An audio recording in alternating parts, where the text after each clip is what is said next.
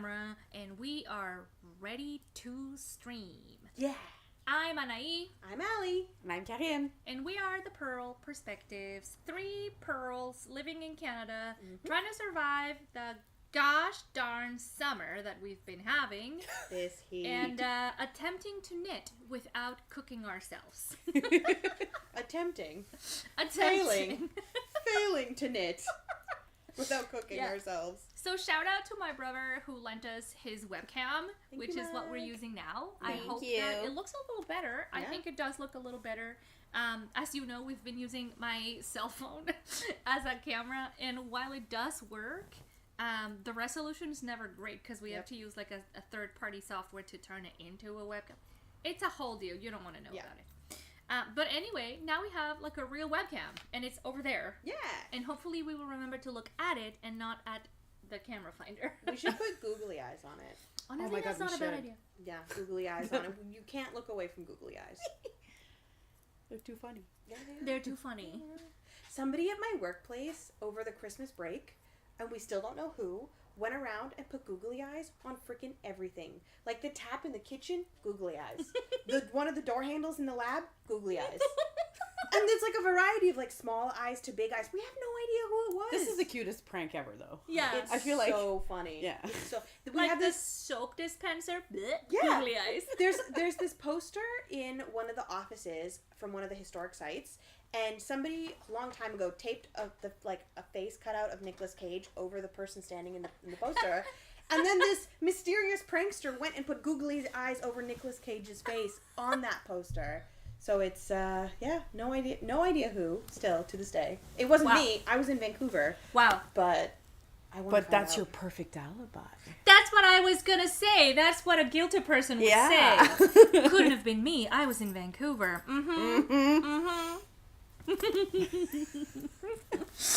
I wish I was that strategic, but I can't say I am. Let us know if you have a favorite brand of googly eyes so that we can put it on our webcam. Yeah. And then we'll have to find a name for the webcam. Once it has eyes, it needs a name. Oh. It's giving goosenecks or something avian. Something avian? Yeah, something bird-like. Like what about a gosling? What about ducky? Ducky. Fuzzy duck? Then we could put a little beak on it, too. Have you heard the Fuzzy Duck song? Maybe? No. Oh, okay. Y'all must have heard about the Fuzzy Duck song. It was pretty popular on TikTok like a few months ago, where it was like, no, actually probably a year ago, where the singer goes, Fussy duck, ducky fuzz. Does he fuck? Fuck he does. God, what is that? It's really funny. Well, neither Carine or I have TikTok accounts, so we missed that one, unfortunately. No, we did not. There are some things that sometimes feels like we're missing out on. I'm not gonna lie. But I'm still okay with my decision. Yeah. Hey, Bilbo. Hello. Hi, Chickleen. He's like, there's too many hands. Too many hands. I don't know what to do with myself. You can't see him, but you could probably hear him snuffling. Snuffle, snuffle, snuffle. He's so confused. He's like, why? Why are there so many people here and so few snacks? Every couple of Sundays, we have this streaming here on my couch. And every time we do, Bilbo freaks out. Hey, there he is. Sort of. Ish. Come, Bilbo. Come, touch. He's so confused. You can just see his, like, the part of his face. Yeah, like the hamster wheels going. Should Come I? here. Should Touch. I? Come here. Oh, my little chiquilino. Oh, careful with the phone, Oh. Here you go. This is Bilbo. He's our official mascot. He's very snorty. Yeah. We do have that in common. He barks at other dogs and skateboarders. Yeah. And he likes chewing on this here Game Boy. And like the rest of us, is also very food motivated. Yeah. Who isn't? Actually, we were just motivating ourselves with food. Yeah, we were. Yes. We had to treat ourselves to a little bit of brunch, this too. morning. Yeah, it was delicious. I had something I had never had before.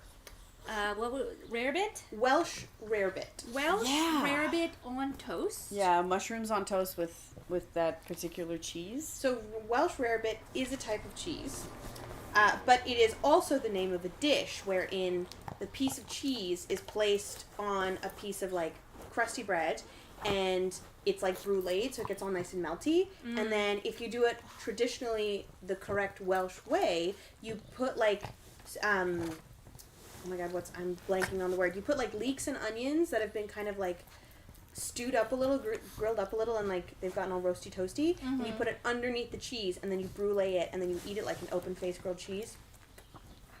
It was delicious. So delicious. Yeah. And I don't know what kind of mushrooms they had put on that toast. It was oysters. Oh my god. Yeah, oyster mushrooms. Oyster mushrooms. But they were, I don't know. I don't know if they were like the king oyster maybe.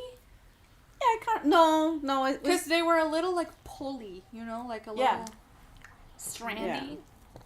Anyway, it was really good. If you're in Ottawa, I recommend that you go try the Beyond the Pale brunch menu at the Byward Market. Yeah, they're tap room. Yeah, it's very good. Market. It's their new location. Oh my god, they have excellent dishes there at the kitchen. And there was a drag brunch going on. If only we'd known, we could have gotten tickets. I didn't realize. Drag brunch upstairs. We were downstairs undragged. Yeah, this was. I feel like we missed out. We did miss out. It sounded really fun. People were cheering a lot. It explains why we were the only ones downstairs. Yeah. It does explain that. Yeah, I have to admit. No, anyway, we are very food motivated, and we motivated ourselves. Hyped ourselves up before the stream with a little brunch. And now we're here sitting and knitting. What is Bilbo looking at? I don't know. I think they're snacks. Very intrigued by whatever's happening over there, but it's a ghost. Nothing's happening. Oh, it's the bag of food on the table. There's a bag of food? There's a bag of food on the table. Oh, of his food. Oh, his food, yeah. Maybe. I don't know if he understands. I think he does. What that is. I think he does. I leave my cat's food on the counter all the time. They don't. Are your cats not food motivated? They are very, but I don't think they understand that. Like if I touch the bag, they know. Hi. But I see. Other than that, like if I don't touch anything, they don't go on the counter. Oh, interesting. Look at this little chicken. So it's summer here in Ottawa, and we've had a few scorcher days. Oh my god, a heat wave, full on heat wave came across North America. It was northeastern North America.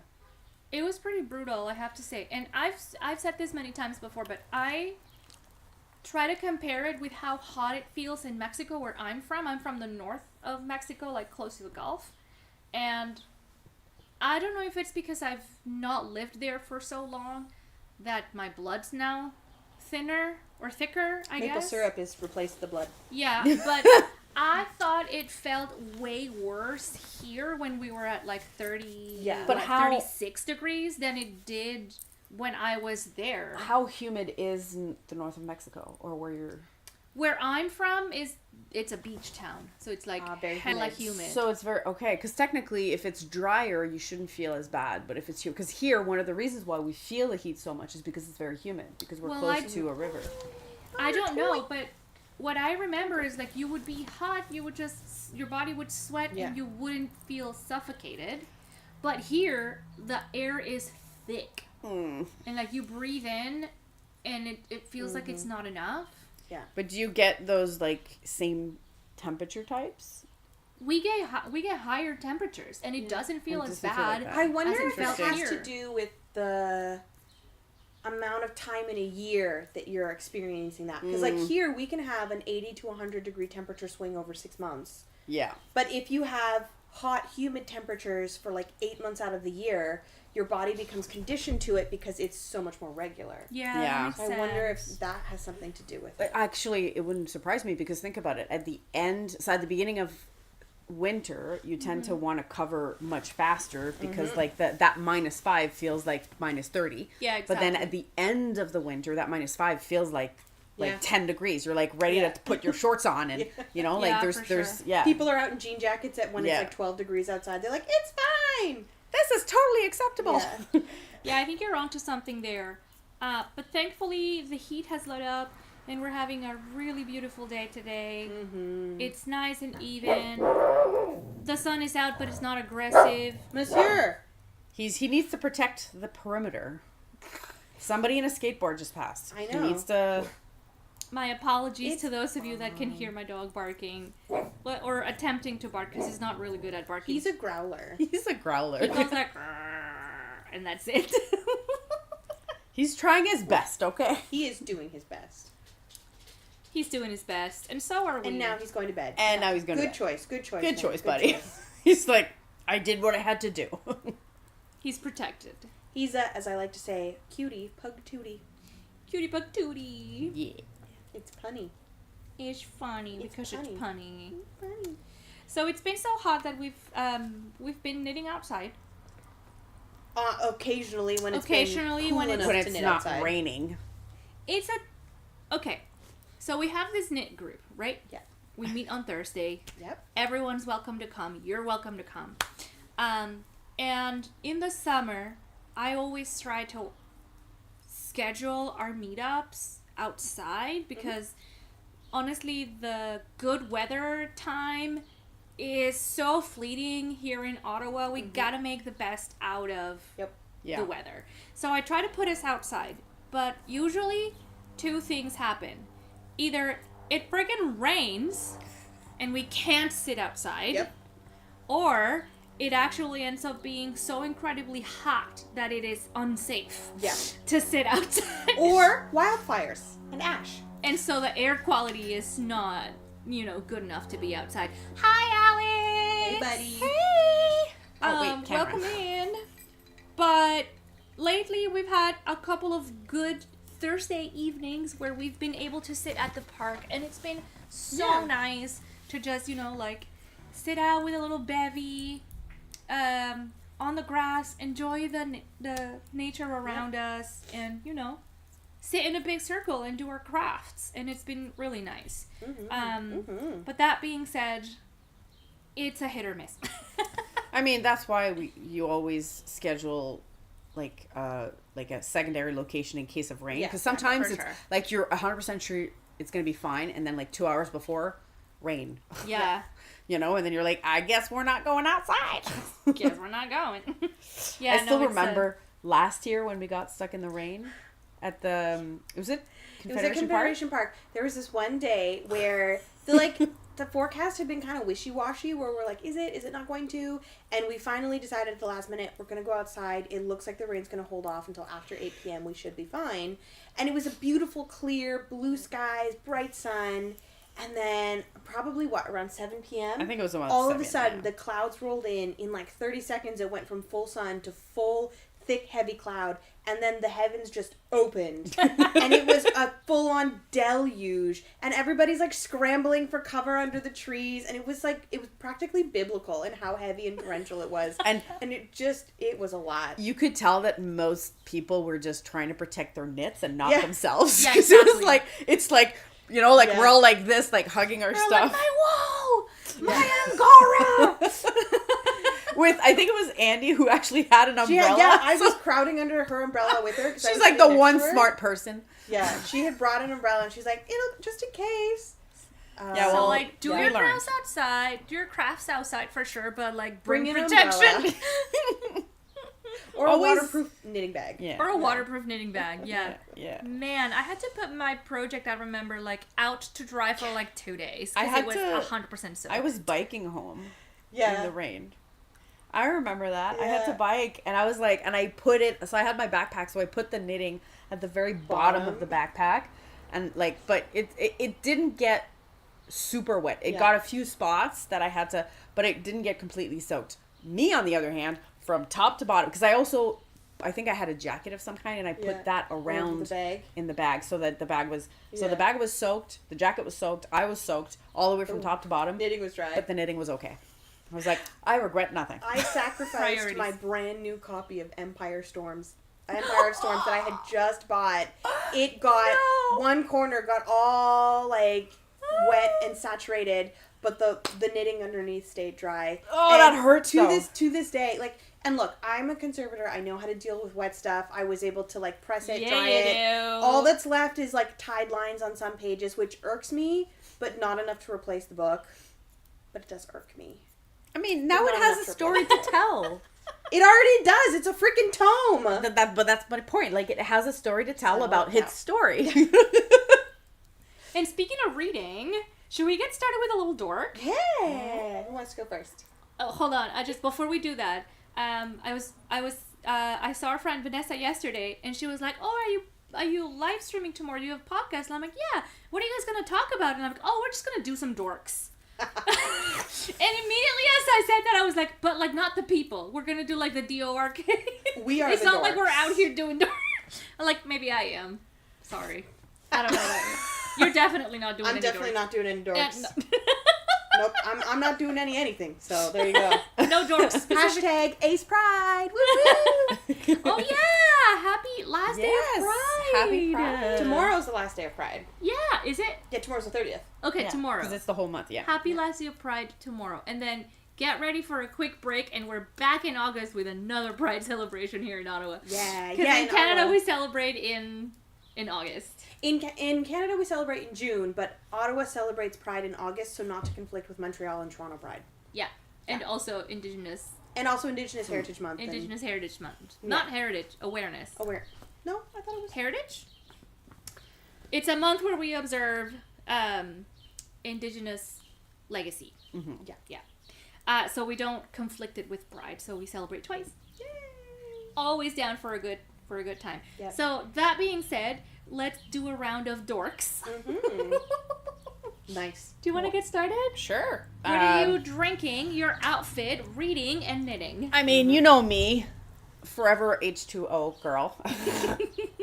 H2O, just add water. Story of my life. So that's what I have for my baby.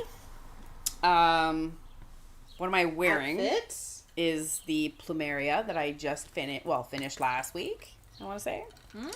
So I am now... It's an FO! Officially done. Oh, fish? It's so Ali? cute. Doesn't it go well with this too? I know. This is my grandmother's, one of my grandmother's pieces that I got after she passed away, and I feel like it's the perfect fit. There's like a whole outfit right here. Yeah. I like you look like you've just come from the beach. Mm-hmm. I mean, I want to. But I love the fit too. Yeah, no, I'm very happy with the result. It did grow a teensy bit, just enough. Yeah. Did you have to block really aggressively? Not at all. No? It kind of like just did it naturally. Maybe a little bit more, under like a little bit here. A little bit more under here. But aside from that, like this whole thing just like opened. Nice. It's really naturally. nice. So I really like the lace. Because like before I blocked it wasn't like that. I particularly love the picot edge right here. Yeah. That's cute. That's you're gonna see it. So cute. That looks great. Oh my god. Super excited. So yeah, that's So that's your Bahama Mama Plumeria. Mm-hmm. Pretty much. And now I gotta go to the Bahamas, clearly. Oh no. I need to wear this in the Bahamas. No. Such a hassle. Yeah. Reading? Knitting. Reading. Reading. Right now, I'm reading, or I just started reading the. Oh God. Rina Kent's The Deviant King, which one? is the first of the Royal Elite series. So anybody who knows Rina Kent's, Legacy of God series, that one is the children of the Royal Elite series. So the Royal Elite is the parents' story, how they got together. And when I first got into Rina Kent, I had no idea this was a thing. Mm. So I kind of like jumped into Legacy of Gods and then realized that, the parents already have a story because they are featured in the Legacy of God, like a little bit, like a cameo kind of style. Mm-hmm. And then if you like check her books and everything, you realize that they have their own story in Royal Elite. And so I literally just started it. I did Cruel King was the first one that I read. And then Deviant King is the second one. So how many kings are they, and are they all meanies? It's literally the family name. Okay. King is the family name. So it's a play on the family name. That's funny because my family name is Reyes, which is kings. Yeah. I mean, not every character is a king, but like in those, it's a king that's featured. It's the name of the. So yeah, it's actually really. I mean, it's definitely candy. There's not much story. That's okay. It's really just like characters. I did finish a whole bunch of books recently that were. I'm not gonna lie. Kind of. So, Everqueen, loved it. That's the second of the Ever King series. Oh, by the way, Alex says the color complements you really well. Why, thank you. I mean, yes, I agree. Blue is your color. Blue is definitely my color. So yeah, the Everqueen is the second of the Ever King series, which is it's good. But it's a little bit like cliche-ish. Of like the villain that goes and kidnaps the princess and blah blah blah. It's nice. I liked it. So is it Mario? Kind of. but like with fairies. Fays, not fairies, fays. And no, there are fairies. No, fays and something else. Anyway, like I forgot the and some kind of like sea people. I don't know. It's a whole thing. Not mermaids, different, but like So it's The Legend of Zelda, is what you're saying. Yeah, a little bit. Yeah. I enjoyed it, but it's not like super overly complicated or anything. There was a scary noise outside. Yeah, that sounded a little bit like a... It wasn't. If you run over an acorn, it can make that noise. Like a car. If a car runs over an acorn, it can make that popping noise. It sounded to me, sorry for the interruption, but it sounded to me like somebody drove over a manhole and the cap went... Ta-bah! It just sounded like a firecracker. Yeah. Oh, okay. Well. That's what I... Yeah. He's awake. He's thinking about it. Quicksilver is the other one I finished. Like the comic book? Yeah, the Callie Hart. Yeah. A lot of people have Book talk has been going I'm for that one. Wait. Not super obsessed with it. It was good, but it was definitely not in my top reads. Yeah. I know, people are going to come at me, but I was okay with it. I did not hate it. I think it's a good story. The main protagonist and the male protagonist are nice. But I don't get the hype. I'm not gonna lie. Isn't Quicksilver the one the superhero movie? There is this one Marvel is character or an X-Men or something that's called Quicksilver. This is a fantasy. I think it's Marvel. Yeah. This one is a fantasy thing. It's very much like the. It's okay. Like I said, I enjoyed it. I forgot what rating I give it, but I enjoyed it, and there is a continuation. Will I read it? Oh, yes, I'm on board, but I just don't think it was. I'm not as obsessed with this as I am with Fourth Wing, for example. Yeah, got it. Right, it just didn't scratch an itch. Yeah, but it was fun. It was definitely a fun read. Caught up from Navessa Allen. Sorry, you read all of these the last 2 weeks? Yeah, 4 weeks. Yeah, it's been a few weeks. It's been almost a month since we went. That one is the second. That was very scary. That sounds like a shotgun. That sounded like a tire blowing. Is someone already doing Canada Day? Oh, you know what? That also could be. Maybe. It's hot enough. It's June 29. No, but I mean it's hot enough outside that they could just go off. Because of it. Yeah, in the heat. Quicksilver, Marvel character, sister of Scarlet Witch, son of Magneto. Son of Magneto? Yep. But they can't do that in the Marvelverse because Sony owns the rights to Magneto. But he's featured in X-Men. He is. Because I watched X-Men 97, and in that one, Magneto and Rogue are together. Before Rogue and... What's his name? No, not the cyborg guy. No. Gambit? I'm trench coat, card. It's Gambit, but Gambit are together. Yeah. So is Quicksilver then Rogue and Magneto's son?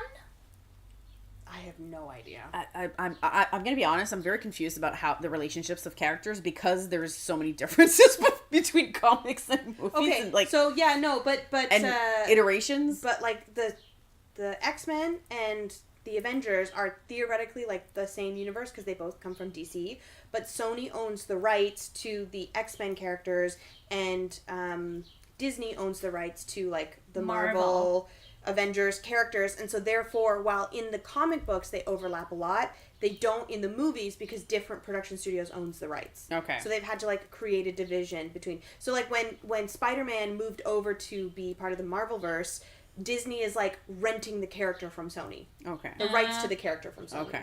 Okay. So it's like this whole thing. And this book is a totally unrelated Quicksilver. Yeah, no, this has nothing to do with. Yeah, it's literally just about, it's a fantasy. Why would they do this? Character. Why would they just name it something else? Like I don't know, like Kingfisher. Kingfisher is the name of the main male protagonist of this, and he's the one that like all the girlies are obsessed. They essentially compare him to Xaden and he's another Raisen. tall, Like yeah, pretty much. Like, and the thing is, I'm at a point where I've seen enough that it's the same. Yeah, pretty much. They're carbon copies. They're very similar, which is fine. It's a nice combination. Oh, sorry, Marvel. Yeah. But I'm not like, you know. Yeah. But yeah, Caught Up is the second of, if you've read Lights Out, you know. Caught Up is the second one. It's a darker romance. It was interesting. I preferred Lights Out, personally. How do you describe, what is the dark romance? It usually means that there's romance involved, but the... Non-con can be a thing that happens. Yeah, but not necessarily. Like in this one, it's more like they'll be... morally they'll great absorb... characters, they'll observe like BDSM fantasies sometimes, or sometimes you'll see like more like he'll kidnap her and do some things that are considered very much morally gray. Like he'll kill for her, or... Like, right. But it's never, like... Stockholm Syndrome. Yeah. But he'll never, like... Did y'all see that Stockholm Syndrome is not a thing? No? What? No. Who said that? The term Stockholm Syndrome... honestly, let's take this with a grain of salt, because let's be real, I saw it on Instagram. It was a reel of this, like, psychology master student or something, and they were talking about how... Stockholm Syndrome was a term that was used to describe the effects of one singular woman who was in a captive situation, and they described her attitude towards her captor as having developed romantic feelings, and so they coined the term Stockholm Syndrome. Is like, oh, you like, because of the proximity, like the captive becomes enamored with the captor. Mm-hmm. But like what they like, first of all, it was only one person in the sample, and second of all, years later, this easier for you.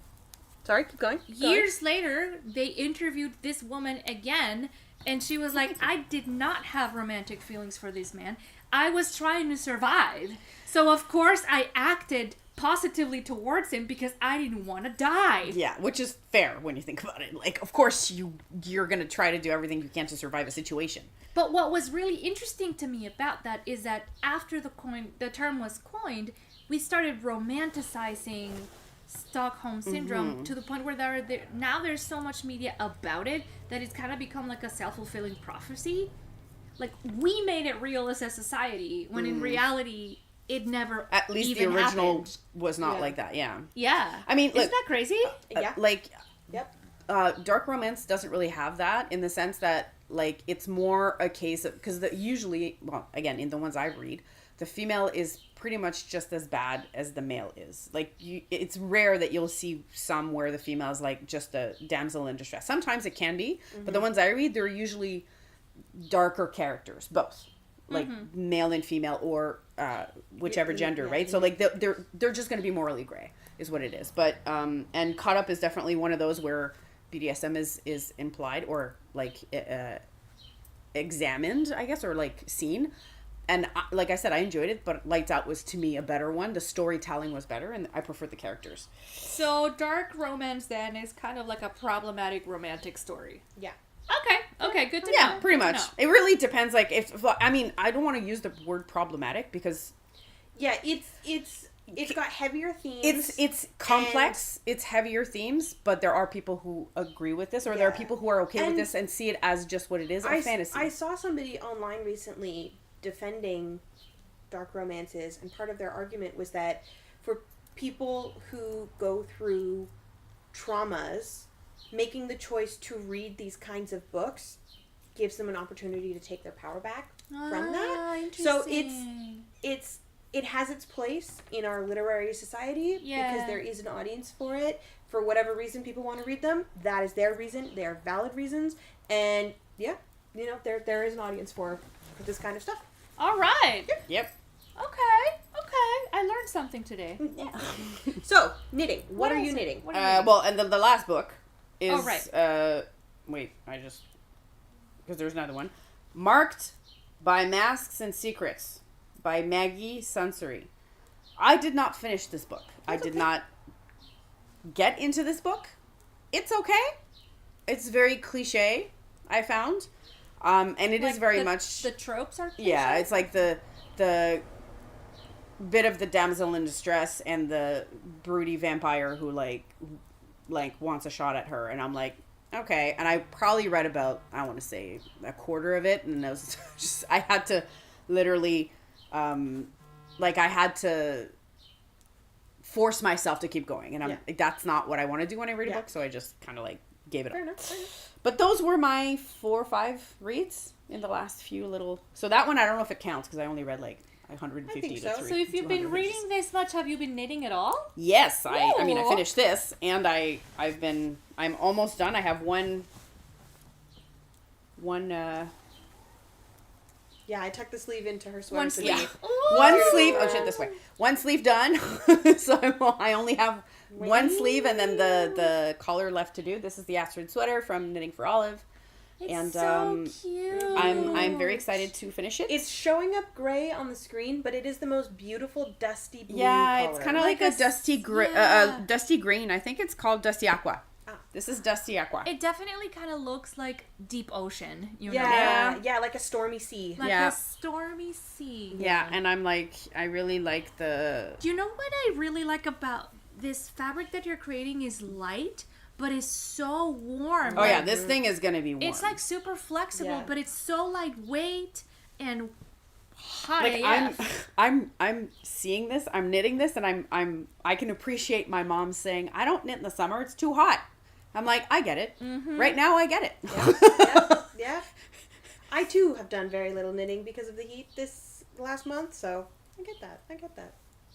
Yeah.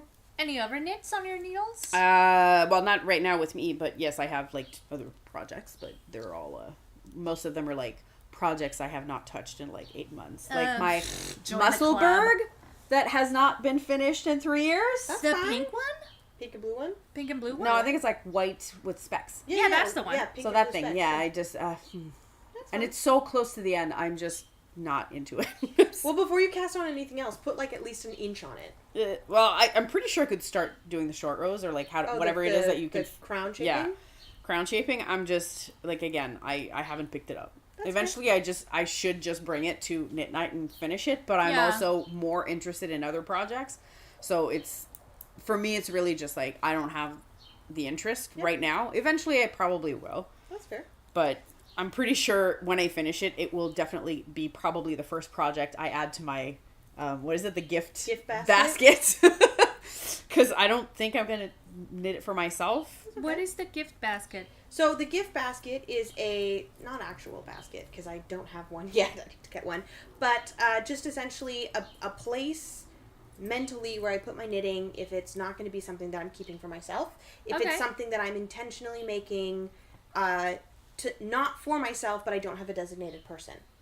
Okay. Right? Mm-hmm. So I like to knit a lot of socks. I like to knit a lot of accessories, but I don't always want to keep them. Perhaps it's a color choice. Perhaps I just am not feeling like that I want to make another pair of socks for myself. My sock drawer is already quite full. So I will intentionally knit socks that are too big, or I'll intentionally knit a shawl in a color palette that doesn't quite suit me. So that, laughing because I'm working on my first muscle bar right now. It's a slog, Alex. It is a slog, but it's worth it. But yeah, no, just, I intentionally make stuff knowing I'm not going to keep it, but don't have an intended recipient, so that if there ever comes a time where, say, for example, a Secret Santa, a birthday, somebody's going through a hard time, I have stuff ready that I can be like, I hope this makes you feel better. Mm-hmm. That's nice. Yeah. And you have a gift basket I don't, too? But I feel like the Musselburg would be the first one that I would add to this, because I don't think I want to keep it for myself, but I don't really know who I would give it to, so I would just add it to the pile of, well, non-existent pile right now, but it will be the first item. There you go. That is a much nicer approach to gift knitting, because I really admire y'all for making specific items to give to specific people at a specific time. Mm-hmm. Couldn't be me. I I don't do well with deadlines. Fair. But at the same time, I don't know if this happens to anybody else, but if people ask me to make them something, I immediately don't want to make it. I think it's called like something avoidance, like demand avoidance. Anyway, it just, I have this real like big aversion for like, if someone specifically asks me to do something for them, I immediately don't want to do it. But I often feel like I want to make something for other people. Yeah. So if you just make something for the sake of making it because you like it, but there's no like promises attached to it and just put it in the basket, then you just like create yourself a little stock of gifts and you pick the one that fits the situation when it arises. So, for example, a few years ago, I knit a baby bear bonnet for a friend of mine who was having a baby, and then I knit a second one for another friend that was having a baby, and I had so much fun that I knit 2 more because they're also great like stash busters. They don't take up much, baby knits, and I didn't have anyone intended for them, but I kept them aside. And then last year, my mom was like, oh, one of my good friends is having their first grandchild. I was invited to the baby shower. Would you be able to whip something up? And I was like, bet, I already have something made. And so I was able to give her a little like knit hat that she could gift on to the expecting parents. And then, it was it was nice to have. I think it's a smart idea, but I'm kind of like you where I don't want somebody to ask me. Like, I have no problem doing it if I feel like I want to gift you something, right? Like, when I gifted you, you're like, nobody asked me. Yeah. Like, and other than my partner who asks me, but he does it as a joke, and I know he would never hold me accountable. And so I don't mind doing it for him, and it's always small projects. But I've only had that happen to me once, and it was by a complete stranger in a pub that just saw me wear something, and then I think I was wearing one of the sweaters I made, and then they're like, that's beautiful. I'm like, thank you, I've made it. And then she's like, we have never met. And she literally just goes, can you make me one? And I'm like, no, go fuck yourself. And I'm like, no. I just said, like, I kind of laughed it off. Yeah, I kind of like laughed it off, and I said, like, say it. Like, I don't think But I don't really knit for other people. Jokingly, or did she say it serious? No, she was serious. She asked me how much she would, like, I would charge and everything. I'm like, no. Like, I was like, and I was honest with her. I did say, if I were to start charging, or like, I would not like what I'm doing. I enjoy doing it because I enjoy the hobby. The second, which is the truth. Yeah, like if I start, and if you're okay with like monetizing this is totally like, it's your thing. Like, for me, I feel like if I start to feel obligated because of money or because of a promise, I'm not going to like what I'm doing anymore. Well, I think it's safe to say that I can speak for the three of us when I say that crafting is a reprieve from the rest of our lives. Other people, crafting is a means to an end, and they have something else in their life that is their reprieve. Yeah. So for us, it's just protecting that safe space, that like emotional outlet that is crafting. Yeah. 100%. I like that we can always choose to do one or the other, right? Because, I don't know, there might come a time when I need extra income and I might want to knit for money. Mm-hmm. And then I'll get really fast and really efficient and I might knit for money. There you go. That time is not now. And I like to have the option of not monetizing this. Yeah. Yeah. That being said, we are here sitting in a podcast. Yeah. But to be fair, we don't make any money. And even when we started, that was never the intention.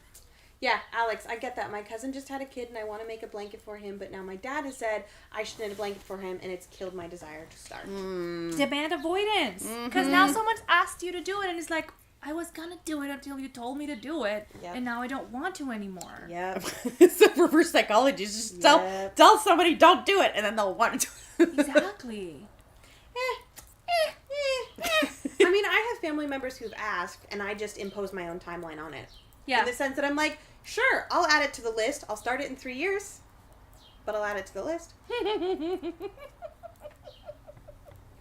Yeah. Malicious compliance, in my opinion. Well, didn't you have one where, like, I don't know if you said yes, but you're like, you were going to do it, and then it's like 5 years later, and the guy is back in... An amigurumi of some kind. Yeah. It was, my friend wanted an amigurumi Spider-Man. Yeah. And I was like, I I don't want to make a Spider-Man. He was like, yeah, I want Spider-Man. I saw on Pinterest. And then I was like, oh, listen, if you get the pattern and I don't have to figure it out, I'll make you a Spider-Man. So he found a pattern. Fogly amigurumi Spider-Man. All misshapen. Like, I don't remember who made this pattern, but it was clearly someone who had made it for themselves and then documented it, and they were like, I could sell this, right? No offense. But I feel like that is what happened. It was just not to my taste, and I didn't want to make it. And then I didn't have the yarn, and then I did, and like years went by, and like every year he would ask me, and I was like, I haven't made the stupid Spider-Man. 5 years later, he was like, you told me you would make me a Spider-Man, and I got you a pattern. I was like, that just cost you another 5 years. This is why she ran away. This is why she came here to run away from Canada. Yo, you should make like a little like Batman or something and be like, well, I made you something. It's like not Spider-Man. Take what you are given and leave. Yeah, but then like actually, hold on, because it's been at this point I think it's been like close to 15 years. This guy, my friend, is now married and has a child that is almost 5. Like, no, I'm exaggerating. She's 3. You should knit it for the child. I know, she's so cute. No, but just, you know, just a little like, hey, it's not for you, by the way. It's not for you. It's for the kid. This Spider-Man is for your baby. No, but we met a cool guy, Thomas, who used to come to Knit Night a bit. And Thomas is here in Ottawa, and he makes amigurumi knits. I've only ever seen them in crochet, so I thought it was really refreshing because amigurumi, the term itself, it does not specifically say that it has to be in a certain technique. It just means like fabric doll or like or woven doll or something like that. And so he makes amigurumi knits, and he made really cool a cool series of like action figures. He had a Batman, a Spider-Man. He had a Gwen. What's the Spider Girl with the hood? Yeah, Gwen Stacy. So he had a Gwen, and I was like, I would actually make one of those because that one looks really cool to me. Like the proportions are correct, and it looks like a fun technique to try. And so that one I might want to make, but fair enough. It's too late to give it back to my friend. Like, he probably doesn't even remember. It would be a funny joke, though. It would be a funny joke. It's like out of nowhere, just send him a knitted Spider-Man. Well. And just don't say anything. That would actually it's not nothing. Just that would actually be Wouldn't it be funny. just funny? Just like, it's not his birthday, not Christmas, not any special occasion. Just a random knitted Spider-Man in the mail. And then but send it for his kid, not for him. Oh, yeah. Yeah. Excellent. Well, it is 2:15, so we should probably move on to the next dork.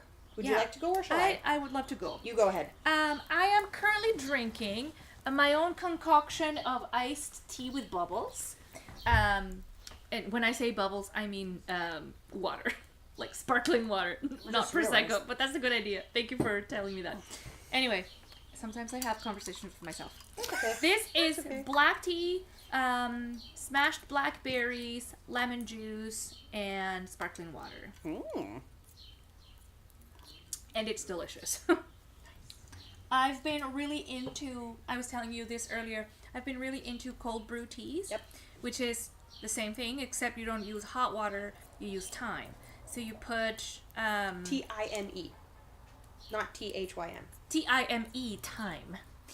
So you put your tea in cold water, tea leaves, or whatever infusion you're using in cold water, chuck that in the fridge, and wait for 12 hours. Depending on the kind of ingredients that you're using, and it brews a really smooth, almost sweet version of the same tea.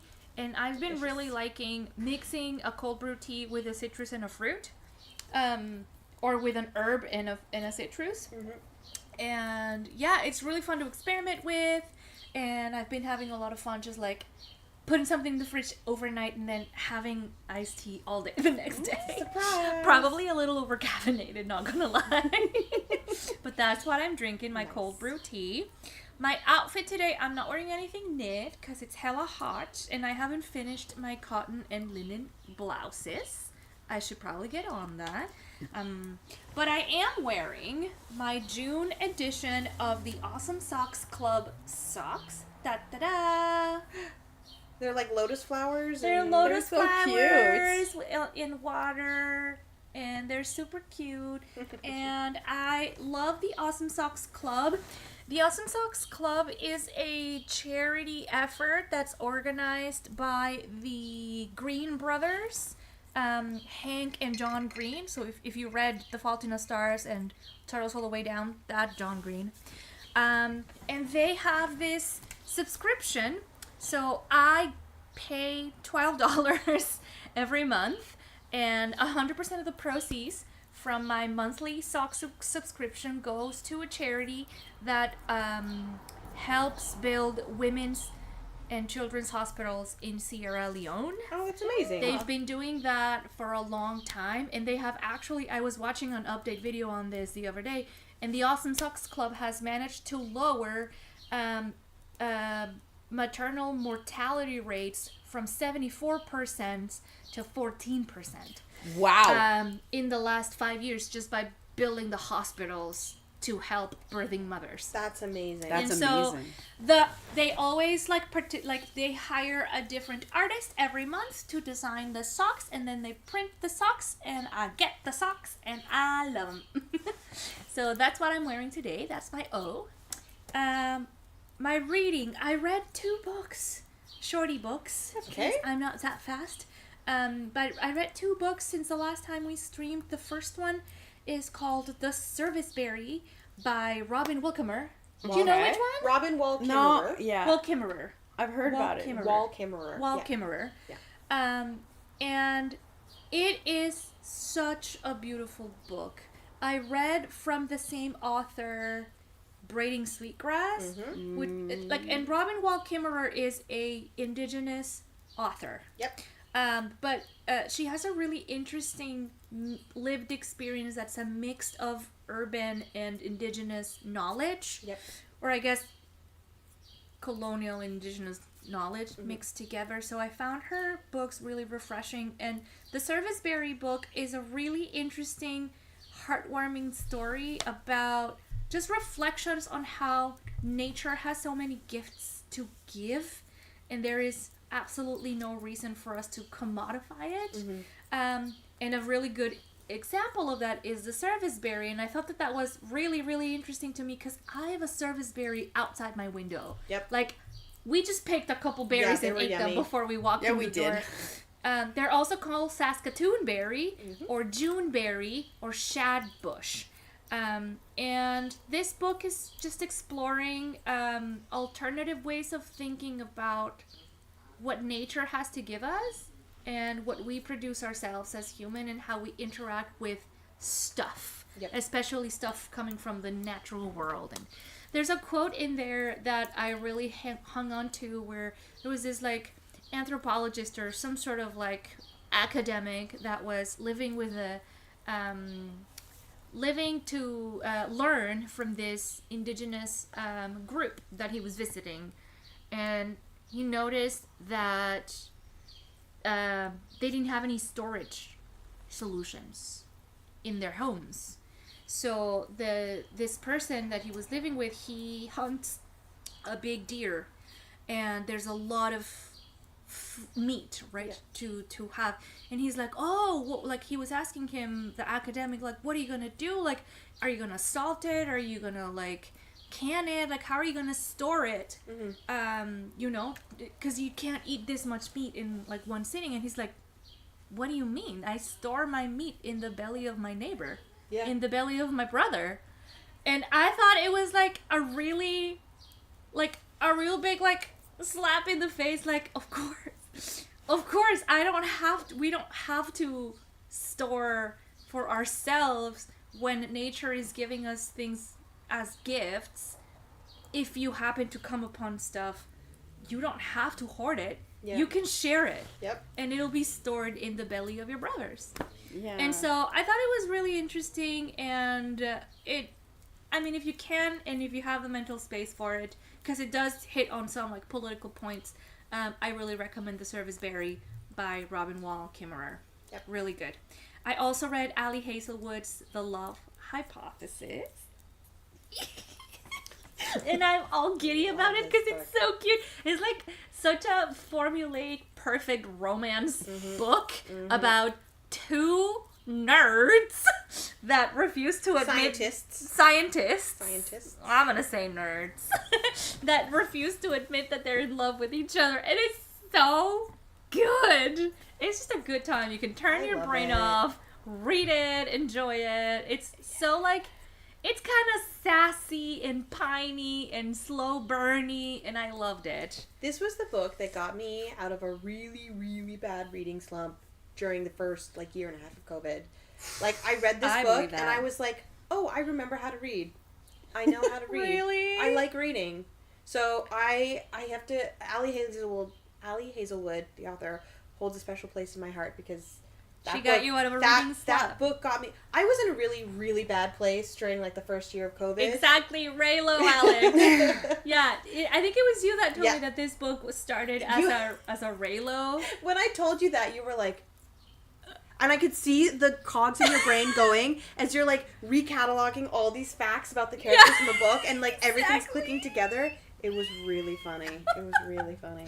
Yeah. Anyway, yes, it's cute, it's fluffy, it's the perfect little antidote if you're in a slump to read. Yeah, she's a very good author. She's a really good, easy reading author, I would say. Mm-hmm. Not that the book has no content, because I think it does have a lot of substance, especially if you read it with a critical eye. And if you are like myself, somebody who works in science, who's been through academia, the novels that she's written that are based in academic settings or STEM settings really hit close to home, because those are lived experiences for a lot of us, especially women in STEM. Yeah. So that's really... She's also a neuroscientist by training, so helps that she knows.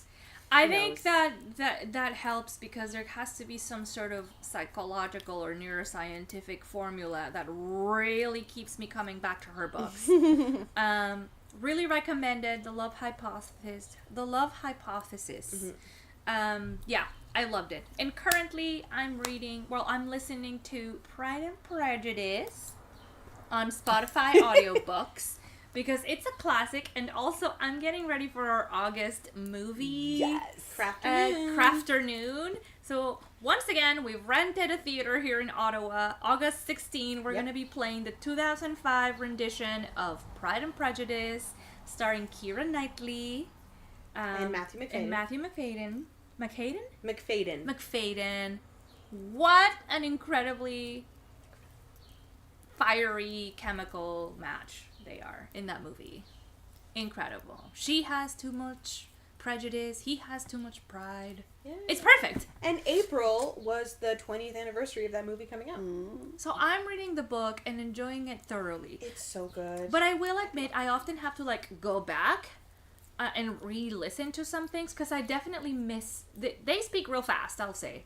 Not fast. They use a lot of words to get their point across, which I appreciate. It was very the style verbose of the time, very verbose, but it does make me kind of lose track a little bit. So I'm slow going on that one, but it's really enjoyable. That's good. And I'm knitting still, but not for much longer, on my Velicore. You're so close. Yeah. I am a couple of rows away from finishing the neckline. I'm in the middle of a row, so I won't be able to show very well. But this is already the ribbing at the very top. Mm-hmm. And so I'm working on this, and once this is done, I'm just going to, connect these two, and I'm gonna pick up on the side and make the ribbing for the armholes, give it a good aggressive block so it's nice and boxy and flowy, and then hopefully I'll be able to wear it this year before it gets too cold. Hey, just chuck it over a long sleeve and you can wear it through the winter. I'm pretty sure this is year 3 for this whip. Yes, because it was the first year that we went to Knit City that we bought them, so that would have been 23? Yeah. 23, 2024, 2025. 2023. This is year 3 of this whip. This is year, at least this is a more complicated project than the muscleberg, because this is also year 3 for my muscleberg. But I would argue that the slug is the same. The slog? Okay, the slug, because it's only a 5... It's only a 5-stitch repeat. Yeah. Over and over and over again. And the first half of it, I was like, potato chippy, so good, let me keep going. And the second half, I want to barf. It's just, I still really like it, but I'm so done with it. Like, it's too much. Yep. It doesn't help that it's on, like, 2.75 millimeter needles either. Like, you're... Honestly. Like, it takes a lot of stitches to make a little bit of fabric. Andrea Maehrer, my girl, you've made a beautiful design, but damn is it long going. I admire her, Andrea Maehrer, for putting together such beautiful stuff and having the patience to make multiple samples, because I'm not even done with the first one, and I want to rip my hair out. Like, I'm exaggerating, I really enjoy this, and I really like it, and I want to wear it, but you get my drift. Yeah. I'm ready tired to do something else. I'm ready for something else. And that's not on Andrea Maehrer, that's on me. That's funny. So that's my dork. Want to keep going? Yes, I will. My turn. Okay, so my drinking. I have a can of Sprite and half of a jar of mango iced tea, which 10 out of 10 would recommend putting Sprite in your iced tea. Very delicious. My outfit. This is my Cala crop top by Megan Nodecker of Pip and Pin. Oh, did I pull some stitches? I did. I'll fix that later. It's in tencel, which is why I'm wearing it today, because tencel is not hot like wool is. It is. It's great. Lovely. Yeah, it is. I love it. You were knitting this on the pod. I was knitting this on the pod. I started this when we went on vacation in February. I finished it like the day before we went to Knit City. I didn't even weave in my ends. I just like had them dangling inside. And yeah, so I finished it in May, and I'm really proud of it. I love this. I love knitting with tencel. It's like just such a nice, soft, drapey fabric that it creates. And it fits you really nicely. It's so lightweight. Yeah, I love it. I'm a big fan of the boxier layers that you can just like put on over top of a dress. Yeah.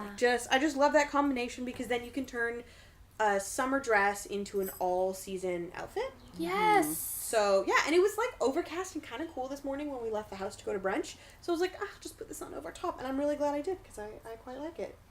I'd love to knit it again. Maybe I will. Who knows? We'll see. We'll see. I feel like that would look stunning in like a forest green.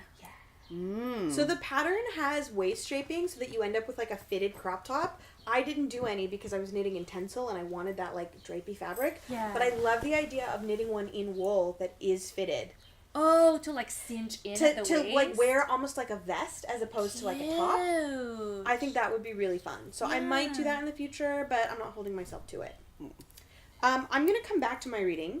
I'm gonna do knitting first. This is something we've seen before. This is nothing new. All three of us are we're repeat offenders today. Yeah. Are we? With our makes. Yeah, this is all something we've done before. So this is my second Tolsta tee. Oh, it's giving me life. I know. I've got like 8.5 inches of the body, and I need to get to 11 3/4. So I still have quite a bit of knitting to go before the ribbing. But that's it. I just have the body to finish. The sleeves are done. I did those first. Look at these super classy, cutie little sleeves. And I have to say, I freaking love the Tolsta as a layering piece. Oh, yeah. The first one that I knit, I wear all the time in the fall and winter. Me too. And not just as like a layer over top of a dress, but like just on its own. And it's perfect in those colder months because it keeps your core warm, but because I've made them short sleeve, they're nice and like you can wear them in like a March, April kind of situation. Yeah. Where it's cold in the morning and evening, but warm in the middle of the day. So I definitely want to make a Tolsta in cotton. The one that I made was a mix. It's a hemp merino. So it's definitely a fall item. I wouldn't say it's cool, but it's not like extremely warming, like you know. But I want one that's like summer specifically. And this is, I love this pattern. I see myself making so many more in the future. This was yarn I splurged on last year. It's the Merino Silk Yak Base from Alley Cat Yarns. Hi, Melissa! I think this is going to be such a fun thing to wear. Oh, thank you, Alex. The color is so nice. I agree. That's definitely your palette. Yeah. I'm a jewel tones. What was it that we determined it was? Because you and I have the same color palette. Gemstone. No, it was like dark fall or cool fall or something. Oh, you like your Colors, season? yeah. Your color season? I am a true autumn. Okay, so we're the same thing. Okay, I'm a soft autumn. Yeah, we figured that out. We were the same thing. So a true autumn. So this fits. I think so. This fits. Yeah, so that's what I'm knitting. You'll see it a couple more times before I'm finished, I'm sure. What I'm reading... So I've read a bunch of stuff in the last month. She brought a stack. I did. I am nothing if not prepared, especially when it comes to books. I read Assistant to the Villain by Hannah Nicole Marr, which was so funny. Emily, when you watched this, you were right. I loved it. It was great. Thank you. I'm eagerly waiting the second one to come in. I would recommend reading this one. Okay. I feel like you'd really like it. It was really cute. The female main character is the assistant to the villain, and then they get into shenanigans, and then I don't want to give too much away at the ending, but she, anyway, it's really funny. It's really funny. I would recommend it. That sounds like exactly the kind of media that I want to listen to. The second book is already out. The third book comes out this fall, and I've heard rumblings that it's a 5-book series, so that's awesome. I read Allie Hazelwood's new book, Problematic Summer Romance. I loved it.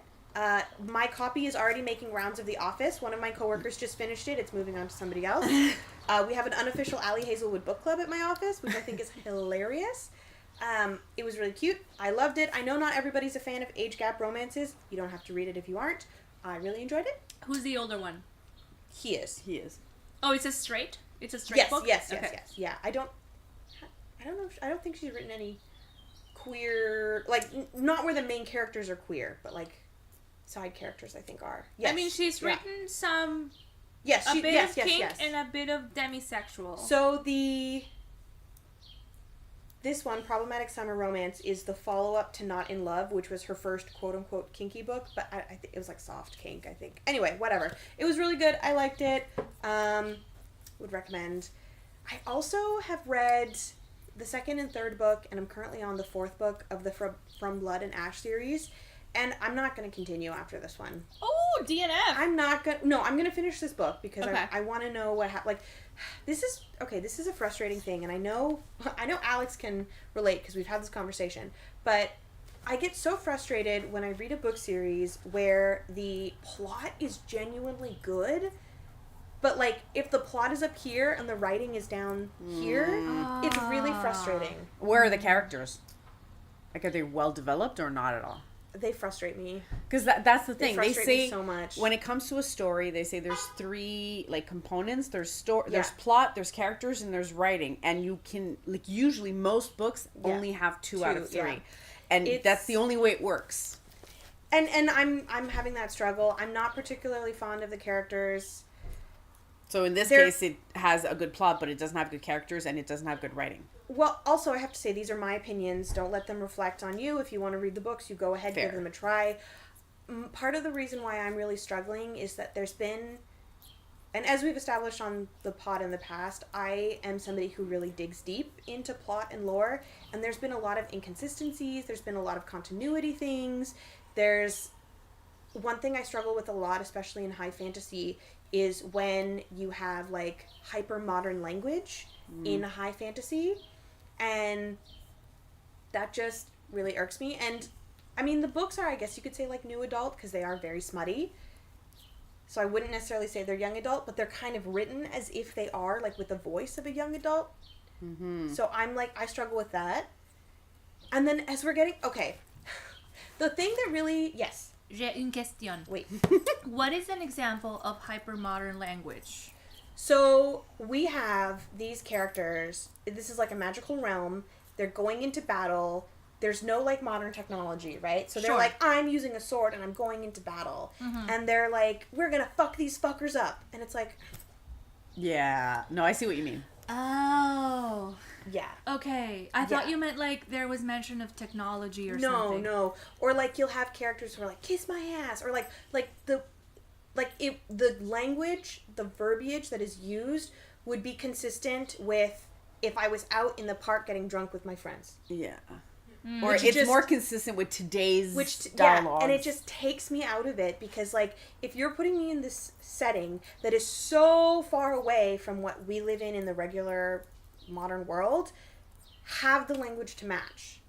Mm-hmm. Yeah, so you would want more old-timey insults, for example. Or not necessarily old-timey. Well, one of the things I really liked about, to juxtapose a different book I read, Assistant to the Villain, one of the things I really loved about that is that they used the modern verbiage, or like the modern tone, but they used verbiage that fit the book. So instead of saying, you can go to hell, they were like, they called hell the Deadlands. So they're like, off, like, you know... Yeah. And like, just all these other examples of where, like, they had taken, like, things that you would find in a modern context, hey Bilbo, but they had changed up the language, changed up the descriptions so that it fit the context of the story they were trying to tell. I understand. Okay. I don't have any snacks for you. It's kind of like in ACOTAR when they keep talking about like the cauldron, right? Mm-hmm. And they use it to like swear. Like, I swear on the cauldron or something like that. Yeah. I understand. Okay. Yeah. It makes... Or... Thank you for explaining that to If me. not, just eliminate those expressions that are clearly modern. It's not that complicated. So this is a thing that I really struggle with. Not everybody does. I just prefer my high fantasy to be really so fantastical, very much away from the modern world because I'm reading it in part for escapism. Yeah. You know? So I want that. So I also, and this is my final pet peeve with these books is one that is unique to myself, and I want to state before I go ahead and explain it, I am in no way kink shaming. I am in no way complaining about how smutty the book is. Just your personal preference. This is my okay, so as we've established on the pod, I am asexual. There was a friendship that was being built between two characters that was really, like, beautiful and wholesome. Like, a male character and a female character, and it started off really platonic, and as an ace person, that's what I look for in books. You don't really see platonic friendships, relationships between male and female characters in novels, or at least not to, like, the depth that I would like to see. And this platonic friendship was being built, and it was, like, super beautiful, and then the female main character has the fated mate as well, and that relationship going great, is beautiful, all of that. But I can see now that we're moving toward like a threesome polycule-esque thing, and I'm like, that fits the character arc that the author is creating, but I'm disappointed because I was really liking that like platonic friendship that was being built, and I feel like not everything has to be made sexual. Not every relationship between a male and female character has to be made sexual, and I'm disappointed because I had put a lot of, like, emotion behind that. Like, I had, like, invested in that friendship. Yeah. And it's changing, and I'm sad about that. You're grieving the loss of a friendship because you can see that the author is going to stay, into something else. They're going to stay friends. It's just going to be, like, a sexual partnership. Yeah, which is different. Thing in nature, which is perfectly fine, and it is consistent with the arc that the author is building for the characters. But I'm just like, you never see these, like, you so rarely see these kinds of friendships in books. And I just was sad that, like, it's not going to be that anymore. Yeah. So. Oh, I'm sorry. I haven't gotten to that point yet anyway. So it might not even happen in this book. It could be something that happens in the future. A friend of mine who's read the series, when I asked her about it, she confirmed that was a thing that was going to happen. Yeah. And I was like, okay, well, I don't, like, the inconsistencies and the verbiage and all these other things. Like, if it was just one, I'd probably carry on. But with every book I read, there's, like, just another thing. And I'm like, no. It's really not doing it for you. It's just not doing it for me. And that's okay. So I'm going to course correct with some completely unrelated non-fantasy books. And I brought a stack because that's what I do. Shall we do a little parade? Yeah, sure. Well, there's one for you, one for you. That's the... So the first one that I want to read, well, actually, it'll probably be that one because that's a library book that needs to go back. The Cat Who Saved Books.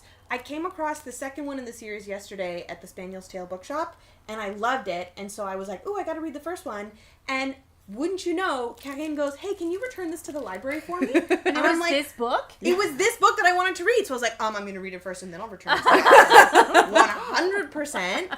So that was really lucky time-wise. This is a pretty cover. It is. It's really cute. It's a fiction I don't think it's even fantasy. No. It's very much fiction. Okay, it's a fiction by a Japanese author. I'm really excited. I don't even really remember what the second one was about, so I'm excited to read the first one and be completely unknowing what's happening. The next book I'm going to read is As the Crow Flies by Craig Johnson. This is the 9th book in the Walt Longmire series, which follows the sheriff of Absaroka County, Wyoming. It was actually made into a TV show a while back. This is a book series that my dad absolutely loves. He got me into them several years ago, and I've been slowly making my way through them. So I figured, let's pick up a cowboy western. That'll definitely be a good palate cleanser. And finally, this one, Lula Dean's Little Library of Banned Books, I just picked up at Spaniel's Tale yesterday. It follows a community in a small town in Georgia where they have a little free library, and somebody starts putting banned books in the free library, but with, like, different covers. So that they don't realize it's a banned book until they get home and they start reading it. And then, like, it's meant to be, like, a kind of a bit of an eye-opening, like, experience for the town members as they read these books and they're confronted with these things that they had said that they disagreed with and then found as they're reading the books maybe they don't. Wow. So I'm really excited to read this one as well. I think that's going to be a good read. So we're course correcting from fantasy for the moment. I might step away. Who knows? We'll see. I'm sure I'll be back. So Alex has the cat book as well. Oh, excellent! Still need to read though. Well, you read it. I'll now read you it, know. so and then we'll cute. talk about it afterwards. So yeah, we're doing some just general fiction after this. Hold on, I'm gonna move There we go. There we go. So yeah, but I don't know if I've mentioned this in the past. I'm on Storygraph. You're on Storygraph. Yes. You're not on Storygraph. No, thank you. But I'll put our handles down below later when I do the show notes later this week. So if you are not already following or friends with us on Storygraph, please let's connect. Let's see what each other are reading. Let's be inspired to read things outside of our norm. And inspire me verbally. I will. It's unlikely that I'll get on Storyboard, but I love getting book recommendations. So tell me what you think I should read. So much fun to recommend books to other people. It always gives me a thrill when somebody's like, I read this book you told me to and I loved it. Like, yay! Yeah. So it's pretty great. It's pretty great. I love it. Yeah, no. It's been too hot to knit, so a lot of reading has occurred in this last month. A lot of reading. Like, literally lying on the floor with my iPad, letting the AC, like, directly fall on me while I'm, like, just, like, with my little clicker, like, okay, I can go to the next page and I don't have to actually move. I've just been cycling between reading, knitting, and watching something on TV, right? So I'll just be, like, or playing games, whatever. But I'll be, like, watching TV and knitting, and then all of a sudden I'll take a break, and then I'll be reading, like, a chapter, and then I'm like, okay. Like, depending on where I am in the book, I'll either continue or just stop, and then I'll go back to, like, which is very infuriating for my partner when he's trying to watch TV. Therefore, I don't do that when he's there. But when it's just me, that's what I do. You do that all in the span of, like, a couple of hours? TV, book, knitting, TV, it's book, like a revolving door? Revolving door of activities, yeah. And then sometimes I'll add gaming to that. But I usually do that at the end, because once I get into, like, Zelda, it's like either multiple 10 hours. minutes or 3 hours. Like, it really depends on how I feel. How long do you give each activity? If it's just the rotating door, it's about, I want to say, like, for books, it'll be like 1 chapter, 2 chapters. Like, if it's in the middle of the action, I might do a few chapters, but otherwise it's like 1 chapter, and then I'll watch, like, 1 episode of something while I'm knitting. But it really is, like, not even a whole episode. Like, I will literally watch, like, Drag Race, or, like, right now I'm watching The Traders UK, because I haven't watched the whole season yet, and it's, like, 15 minutes.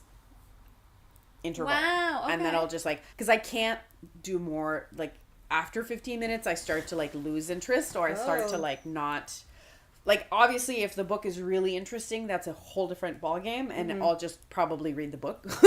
But like, if I'm with a book, like, if I'm reading a book where the story is, like, good but not, like, good enough to, like, really grip me, and it's the same thing with the TV, that's what I do. It's like a 15-minute to 20-minute rotation station. I see. Yeah. And sometimes I don't knit while I'm watching, and sometimes I knit and I'm not watching. Because if it's, like, complicated, I may not watch the TV while I'm... Do you do that intentionally? Like, do you tell yourself in your mind, it's time to switch activities, let's do something else? I don't do it intentionally. I just let my mind tell me. Does that make sense? Like, I'll just know. Like, I'm not telling myself consciously, like, stop doing this. I'll literally just go, okay, I'm done. Like, I move on to the... That's really interesting. Something tells me that, like, you need to move on for... It's like your body's naturally ready to do something else. Yeah. That's interesting because my experience has been like having a lot of trouble transitioning from activity to activity, so I end up paralyzed, not doing anything and scrolling on my phone. So as a result of that, I've not been knitting a lot, but I find that I'm still able to get through my audiobooks because there is one activity that I have to do for 30 minutes every day, and that's walking Bilbo. So I have my Libby app or Spotify set up on my phone, and my headphones are at the door, so I just put his harness on, put my headphones on, click play, and we go for a 20-30 minute walk. Nice. And so that's how I've continued to read. But when it comes to knitting or doing my other hobbies, I find that I have a really hard time starting the activity if I'm already either doing something else or doing nothing. Transitioning from that into a new task is it has been really difficult for me so far. And that's I mean, I think that has to do a little bit with neurospiciness and another little bit with like the remnants of burnout, which is like it really attacks your executive function a lot. So I feel like I haven't done as much progress as I would have wanted, but I have been playing video games a lot. And I do like that. And that there's nothing wrong with that. Quite the opposite. I've been playing Planet Crafter with my partner. Such a great game. You witnessed me playing. I did. Planet Crafter. I crashed the pizza party. I crashed your pizza dinner on Friday night, and I just watched the three of them in the house play Planet Crafter while I sat and scrolled on my phone, and I was like, I'm just here for the vibes. This is funny because I love doing that. So at Matt watching other people. Yeah, I love like just so not on YouTube per se. I've done that before sometimes, but like Matt playing a video game. Yeah, I have no problem watching him play for like an hour, and I'll just be like knitting, scrolling my phone, maybe reading, but like I don't like. There's something about it that makes me happy because like you know that idea of like being in the same room with someone, coexisting, and not necessarily doing the same thing or interacting at all. Yeah. And it's okay. Like, I love it. I don't mind at all. Me too. That's my favorite socializing style is parallel play. Yeah. You do your thing, I'll do my thing, but we'll be together. Yeah. We'll do it at the same time. Yeah. No, and Planet Crafters are really, like, I will say relaxing game. Like, the stakes are really low. If your character passes out because you run out of oxygen in this alien planet, it's okay. You just go back to, like, your like living pod or wherever, and so start again and start over, and you just like go around collecting your materials, and then you build stuff and you make a little base, and it's really fun. It's not stressful, and it's very potato chippy. It's just like yum yum yum yum. I want a little more. I've been playing that one, and I've been playing one of my favorite series is the 2 Point series of video games. And they have, it's sort of like city building, but for specific like services. So I've played 2 Point Hospital, where you're trying to build a hospital from scratch, and you just like put your little meatball there, and they have really silly diseases like people turn into clowns, and you have to de-clown them. It's really funny, and you just like go up and build a bigger and bigger and bigger hospital. And so from the 2 Point series, I'm now playing 2 Point Campus, which is making little universities. Nice. It's really fun. It's really silly. And like I said, low stakes, long-term activity. So I could like sit and play a video game for 3 hours and like not notice the time has gone by. So that's kind of what I have the energy to do right now, because it's like one click, click, click, click, and that's it. Whereas for me, like picking up one of my crafts, I find it harder to do on its own. But if I'm already at my desk and my cross stitch is there and I'm in a meeting, I'll probably pick it up. Yeah, well, that's what I have at work, right? I already have my project at work waiting for me, so it's really there to, like. But yeah, I think just doing, for me, I think doing little tasks for a little bit of a time, not even a task, like hobby, for like the only one that I have to do is the garden, because if I don't water the plants, they're gonna die. So it's the only one I don't have a choice. But everything else, it's like the revolving door kind of like doesn't force me, but it's like a low key, like it's a way to make sure I work on it, even if it's just a little bit.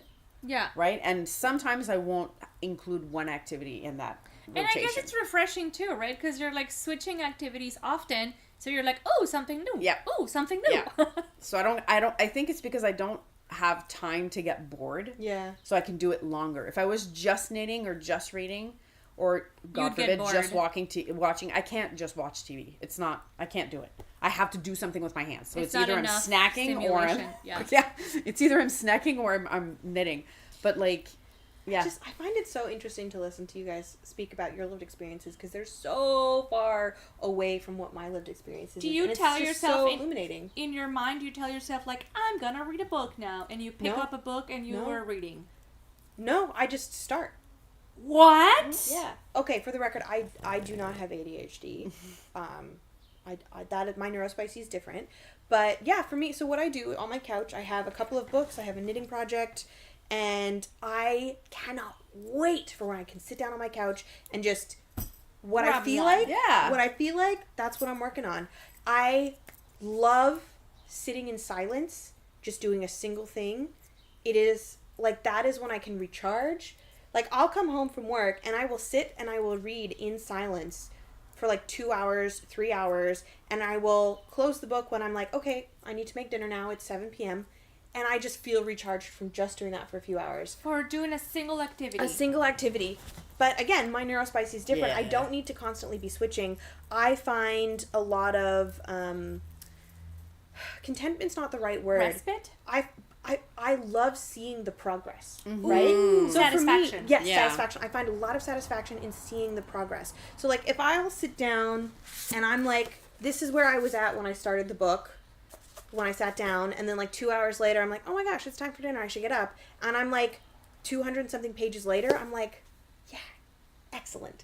Fuck yeah, that's what I want to see. So like, I will sit down and I will do a single thing until it's done, if it's time possible, right? Like this book, for example, The Cat Who Saved Books, is, I think, like, it's not even 200 pages. Yeah, no. I will probably read this in one sitting tonight. Yeah. Whoa! Most likely. It's also a very light story. Yeah, but like that, I like making those kinds of like big progress jumps. But I also, so part of my neurospicy is that having epilepsy, I grew up in a household where I had to consciously not be still, because I experienced something called myoclonic seizures, which are absence partial seizures, where myoclonic. So the big ones that you see on TV especially are called tonic-clonic. Those are the full body, every part of your system's involved. And the smaller ones, the myoclonic ones, these absence partial seizures, can essentially be where like you're having a seizure, your brain is having a seizure, but your body is like completely still. Okay. Like you're just like, you're like outside of your brain, right? Got it. And so those ones were always the scariest for my family members, because I could just be sitting there in front of the TV and it looks like I'm watching TV, but I could be having multiple seizures in a few minutes time, and they'd have no way to know. So I grew up in a household where I was constantly having to pick up the habit of fidgeting, moving. There was this whole big thing with me and my mom where she would knock on the door when I was in the shower, and I hated it so much because it was the only time I could be alone, that I started doing karaoke in the showers to get people to leave me alone. Because they could notice. Yeah. They would know that I was still okay, because they could hear me singing. That is so frustrating. So but it must also be so scary for the family member. Yes, and it was. Like, I was 12 when I had my first seizure. My epilepsy was largely uncontrolled until I was like maybe 18, 19, 20 or so. So that first 8 years of it was really like growing pains for everybody, like trying to figure out what worked. And so now, being an adult, having everything under control, living by myself, it is such this like beautiful gift that I can just sit and be still and be quiet and it not be a problem. Mm-hmm. I love that for you. So I will come home and I will just crawl on my couch and I'll pick up a book, or I'll pick up my knitting, or I'll pick up my cross stitch, or whatever I'm doing, and I will just sit there in silence for several hours, and it is like the quiet joy. It's just existing in your own space. I love it, because I don't have to be showcasing to somebody else that I am okay. Yeah. And it's like, oh, I love it so much. So when I'm still trying to break the habit of like doing big motions and like being doing all that stuff to like showcase that I'm okay. I'm still trying to break that habit. It is a lot tougher with my family. I've noticed with friends that it's a lot easier for me to just like be quiet and be still and it not be weird.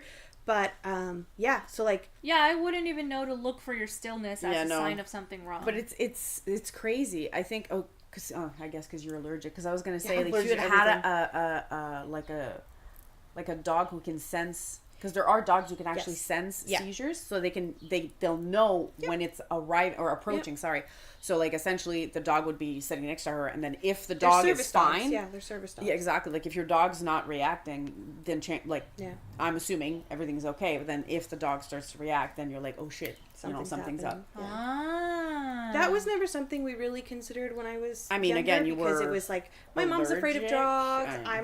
I'm like mostly allergic to dogs, and then we did move internationally, so like it wasn't a thing that we really. Well, part of the reason why we stayed in Canada for so long in my early teen years was because we were trying to get a handle on my epilepsy. Right. We would have moved somewhere else before we went to China if I had been okay, but I wasn't okay. But yeah, so like for me, the thought of like jumping between multiple things in one go is like, it's like almost feels regressive.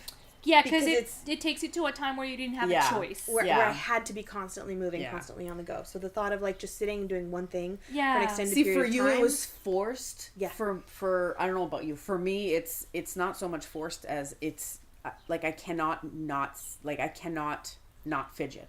Yeah. Or like if I can't sit still. It doesn't like that's not a thing. Yeah. So like when people talk about meditation or looking outside the window for like the idea of doing that makes me want to like tear my hair out. I can't do it. Because concentration is hard when you have ADHD. I don't want to be in my own thoughts. You don't want to hear what happens in here. I hear it all day. I'm fine. It's like a constant dialogue that does not shut up. Yeah. That sounds exhausting. It is. It's very exhausting. Yeah, because, what's exhausting is not so much having it, but needing to tune it down. Yeah. You can't really tune it off. Hi, Anvita. Hello. It's not really that it bothers me to have so many thoughts all the time at the same time, is that I need to put effort in listening to you, otherwise I will wander off. Yeah. So it's additional energy for me to tune down the other thoughts so that I can do the one thing. It's essentially a battle between this and whoever's talking or whatever activity is out there, right? And then you're just like constantly trying to. So if this is why when you wander off into your own mind, it's usually because whatever is happening out there is not, and it doesn't mean anything, but it's usually not stimulating enough and your brain just wanders off. And sometimes it's not even the thing that's the problem. It's your thoughts are just louder because of stress, because of something that's happening in your life. It doesn't matter. Like it's nobody's fault. But then sometimes that's also why you get sometimes the rebooting moments, I call them, where you're like, you'll be in full conversation and they'll be like blank out for 3 seconds, come back and like, what happened? I call it reboot. Like it's a computer reboot, right? And it's usually just like realigning your inner thoughts with whatever's happening out there, right? Because you went in your own tangent in your own head, and then you're like coming out and you're like talking, you're like, what were we talking about?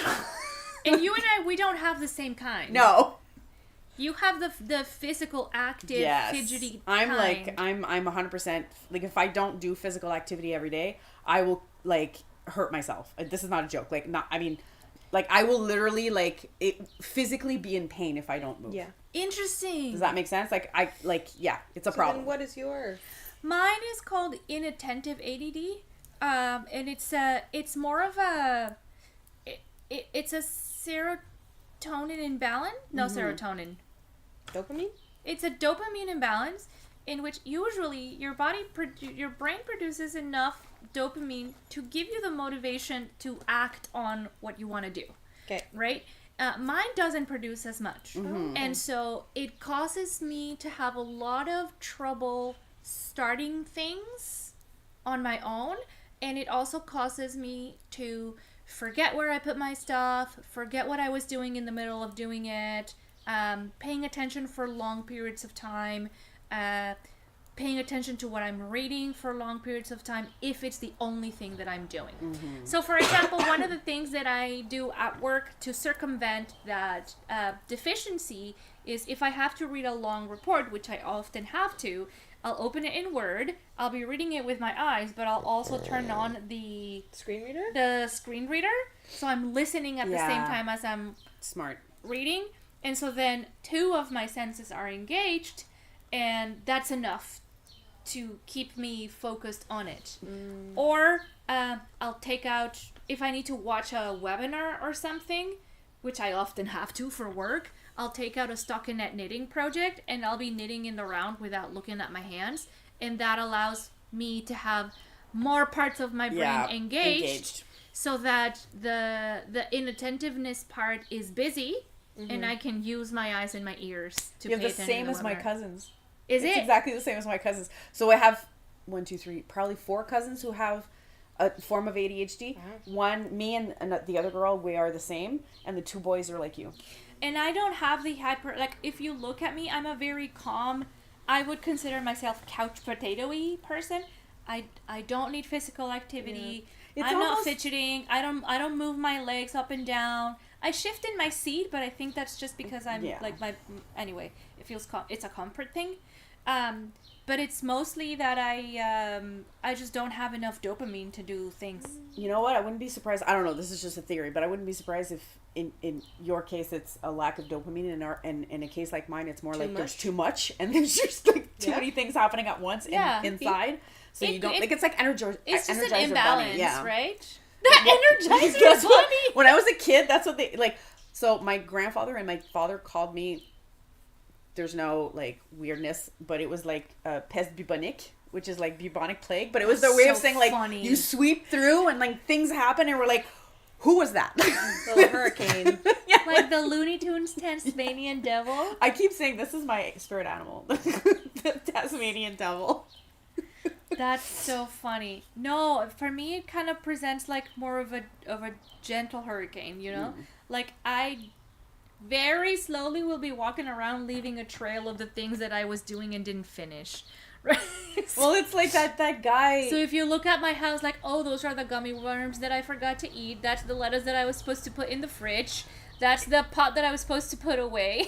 Those are the onions that I said I would put in the fridge and then I didn't. That's the plant that I was gonna in the middle of watering, and then I didn't water the one next to it because I did something else in the kitchen. Yeah. Like, my house is a collection of clues in a murder mystery. Well, you remember the guy, like, I think I showed you the video of this guy whose wife has ADHD, and he was explaining exactly the scene where it's like her coming back to her own murder scene, and she's like, who did this? She did it. But she doesn't remember doing any of those things.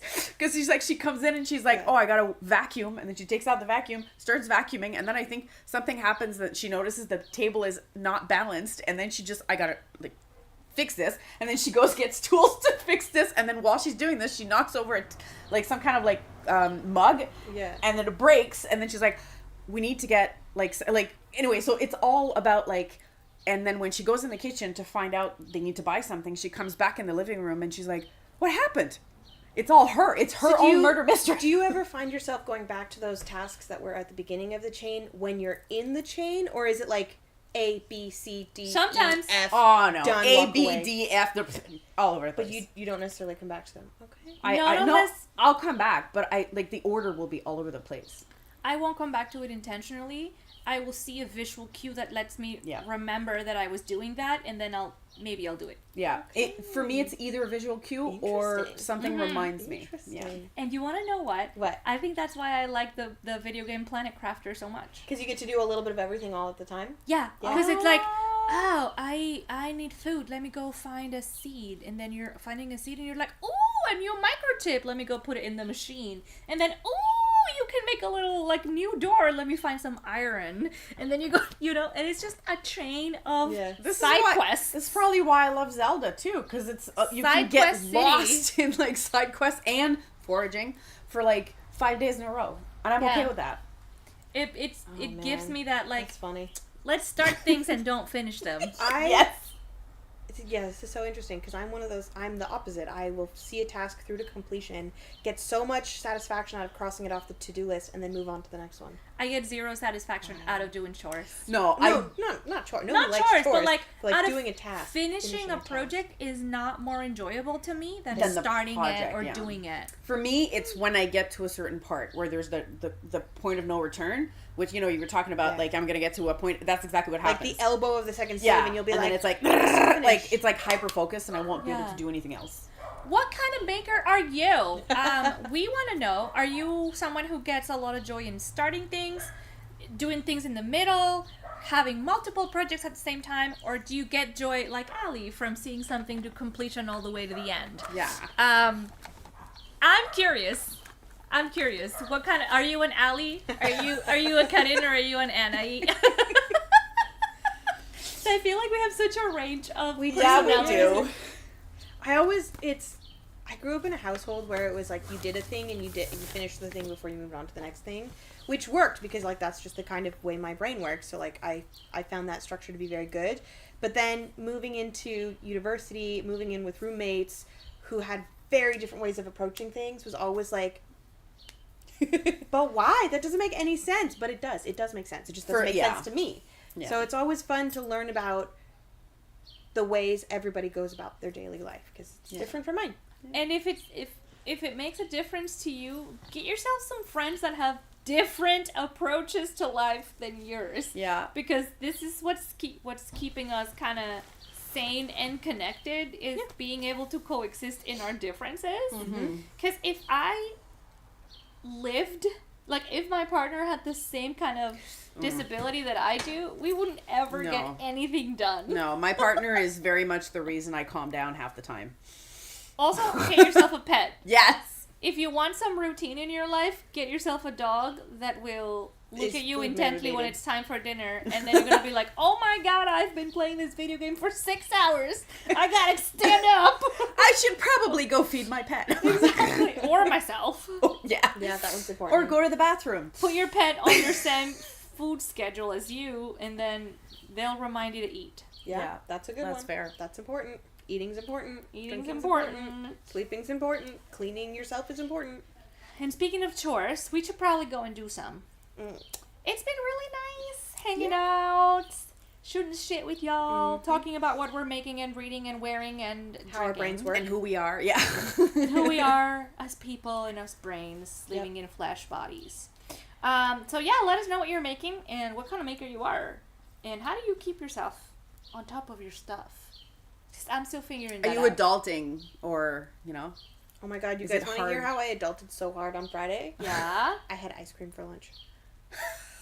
Responsible. Peak adulting. I had a McFlurry for lunch. I love it. And was like, oh, the McFlurry arrived. I'll eat that first. But then I was full, and I was like, I'll eat the soup another day.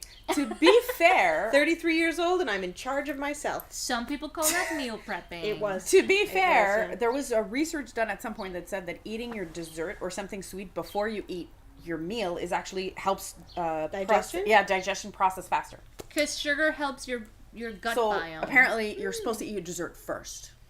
Wow. No complaints. You hear that, Mom? I mean, obviously, if you just start with dessert and just finish after dessert, I'm sure that's okay too. I mean, you're an adult. You do what you want. That's how I adulted on Friday. I made the decision to have ice cream for lunch. Exactly. And I don't regret it. You never really grow out of that one, do you? So that's my wish for you this coming long weekend is that you choose to have whatever you want for lunch, and if that's dessert, great. Yeah, happy Canada Day, by the way, almost. We're almost there. So celebrate how you wish. We'll see you again for another live stream in 2 weeks' time here on YouTube with more chit-chats about knitting and making and crafting and living as people in the world. Yep. That might sound grim, but it's actually, we try to keep it light. And hopefully you'll have a finished sweater and I'll have a finished shirt and you'll have a finished shirt. We'll see. Fingers crossed. Fingers crossed. Thanks so much for hanging out with us. Again, I'm Anahí. I'm Allie. And I'm Carine. And we're the Purl Perspectives, and we will see you again in about 2 weeks. Bye. Bye. Oh, I actually wasn't ready for this. Hold on. Hold on. Okay. Now, bye.